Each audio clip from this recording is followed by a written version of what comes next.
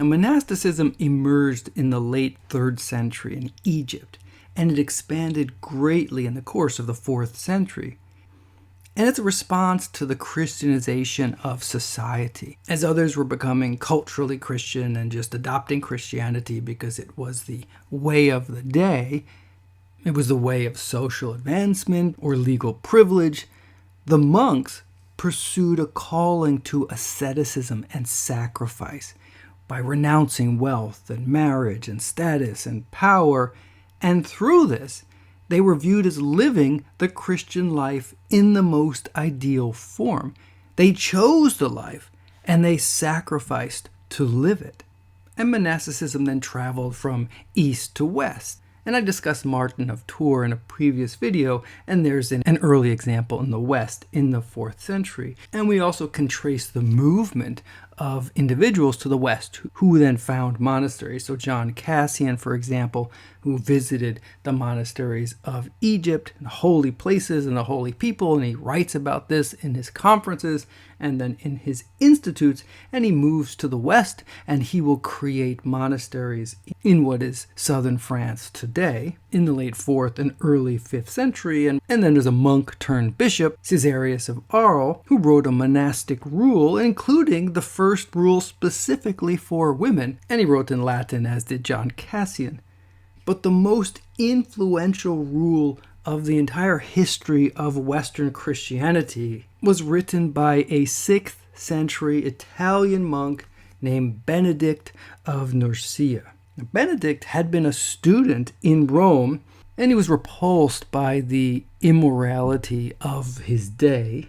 And so he chose to just abandon his studies and pursue the life of holiness through monastic withdrawal. So he departs from Rome, and he lives for several years in complete withdrawal as a hermit, dedicated to prayer and to fasting. And he's supported by an elderly monk who would come and provide him with food and water. So although Benedict was alone, he attracted followers who began to gather around him.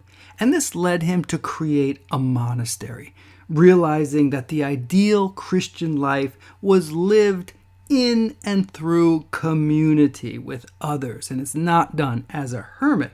So around 530, he founded the monastery of Monte Cassino in Italy, and that's about halfway between Rome and Naples today. And it's in Monte Cassino then that he writes his monastic rule, the rule of Saint Benedict. And this is the most influential rule in Western Christianity, and it will become the model for all the monasteries in the West.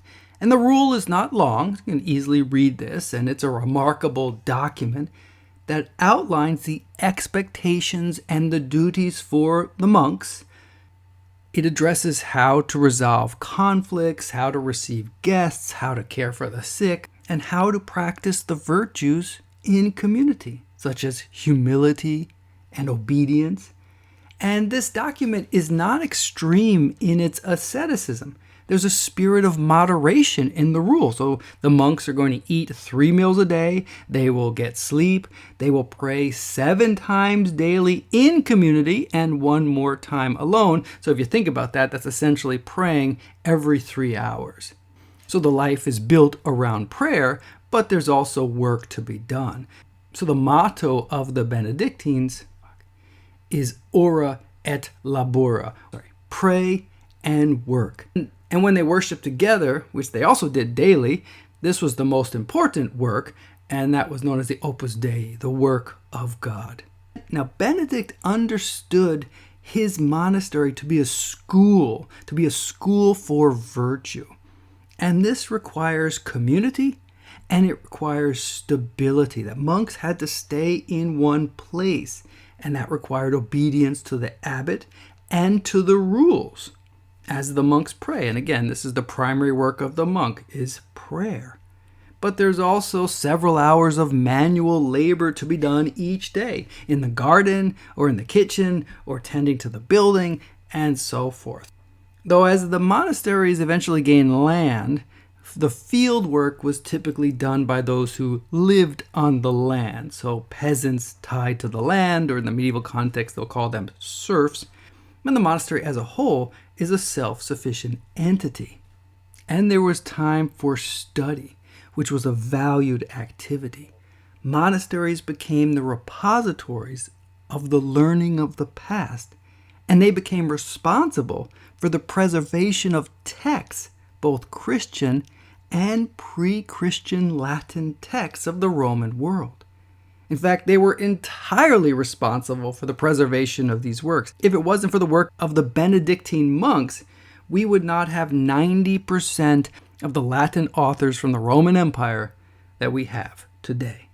Now, there are many other examples of monastic life in the early Middle Ages. There's Irish monasticism, there's that of John Cassian in France, and so forth. But in the 9th century, as the Carolingian Empire sought a reform of institutions, the Carolingian emperor decreed that all monasteries must conform to the Benedictine rule. And this provided the impetus for Benedictine monasticism to become the form of monasticism throughout the West. But in the East, there are no Benedictines. The Eastern form of Christianity did not develop one order that became the required norm. There's just monasticism. They neither followed nor read the Latin Benedictine rule. And so this is yet another marker of a growing division between East and West, Latin and Greek or Slavic, in the Christian world that will develop ultimately into Catholic and Orthodox Christianity, which we'll see in a later video.